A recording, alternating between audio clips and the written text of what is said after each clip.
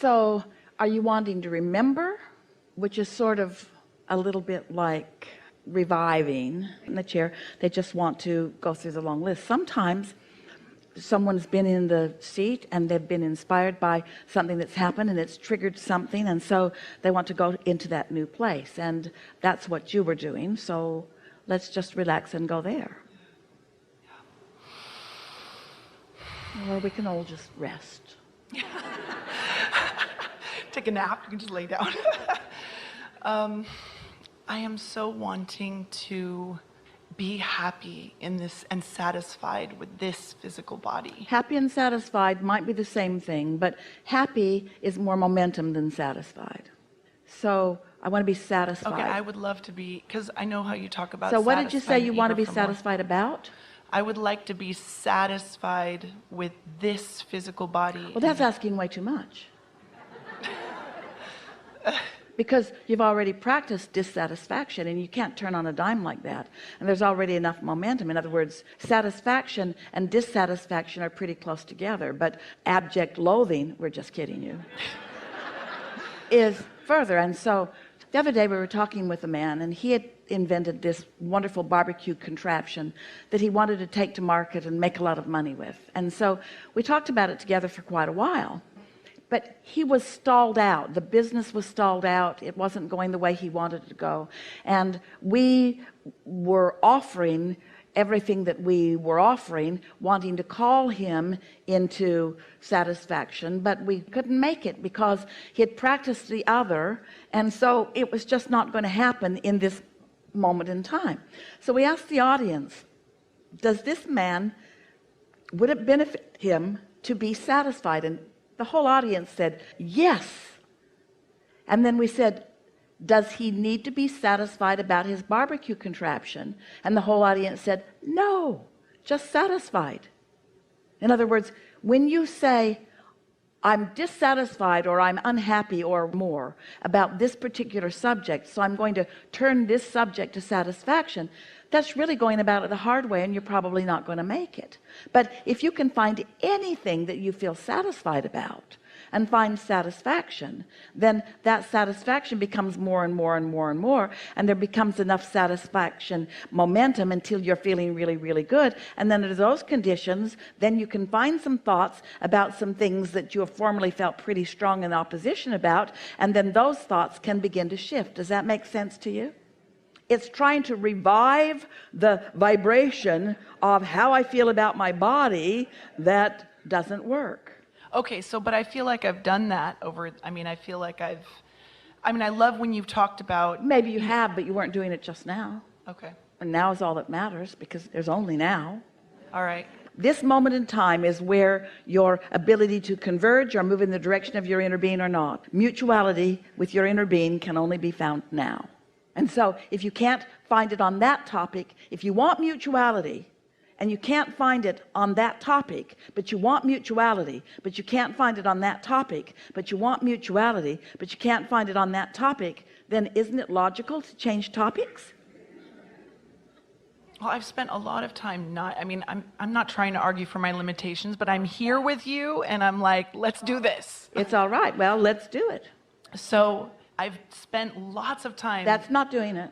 I have, what? Wait, what? Okay. So you want me to try it? I feel like I know how to, I have an extraordinary life, and I have spent lots of time not thinking about it or thinking about wonderful things that are happening in my life. And when I tune into this other thing. But here's the thing. So you spend time finding satisfaction about other things, but not to the degree that you found so much satisfaction that you can then find satisfaction about that thing, because you keep wanting that thing to change before you're willing to be satisfied. You're not willing to be satisfied about it in the vibrational state. It's got to go all the way there before you'll be satisfied, if you're like most humans, and that's what trips you up. Yes, because it's like I need to be there in order to be satisfied. That never works. That's not what creation is. Creation is finding a satisfying vibration and maintaining it until that thought turns to the thing that you want. But the other satisfying thoughts turn to the things that you want. Dissatisfying thoughts turn to the things you don't want. So if you've got dissatisfying thoughts about something that you want, got to change the subject to satisfying things. It's really simpler than you're letting it be. And it's because you're like most humans, where you think that it takes pain to have gain, and you have to wrestle it to the ground and kill it, and you're sort of oriented to finding the problem and then fixing it and so forth. And all of that has some relativity in your life experience, because contrast is important and so forth. But once you have done step one and you know what you want, then you got to focus on what you want. And if you can't, then focus on something else that you want. But I'm not even sure that I can have what I think I want. We know you're not sure. We know you're not sure. I mean, I can't look like I'm 20 again. You know, you can't, with money, you can make more money, but can you really, you can maybe say, like, I love the idea of thinking that maybe one day I could say, oh, I feel even stronger. I've heard people say that I feel stronger or fitter or happier in my body than I did when I was 20. Esther thought she cut those trees down too, and she didn't. If you want to, for 2 minutes. 2 minutes. But there's an easier way of going about it. The way we could talk about it is we could say to you, well, what is it about youth that is appealing? Well, it's the feeling of vitality. It's the feeling of open-endedness. It's the feeling of freedom. Frisky. It's the feeling of being alive. It's the feeling of so much more ahead of me. It's the feeling of adventure. It's the feeling of expansive. It's the feeling of possibilities. And so any one of those things, any of those things, or all of those things, with far less effort than you think, you could hone in on, and you could find aspects of your life when you feel that way. And here's the thing about playing the satisfaction game that we are encouraging. Often there'll be one of those aspects that you are feeling in that moment, and as you acknowledge the satisfaction that you feel on any of those topics, then you gain vibrational ground, so to speak. So it's easier for you to pick that up where you last left it, because every thought is where you last left it on every subject. So as you begin to look for reasons to feel satisfied in other aspects of your life, you will find components of satisfaction that will serve that too.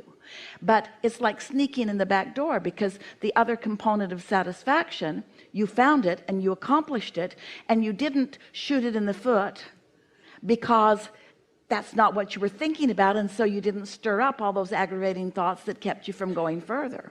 So it just gets better and better until you begin to acknowledge that you're feeling more vitality, and that you're having more fun, and that you're feeling more free.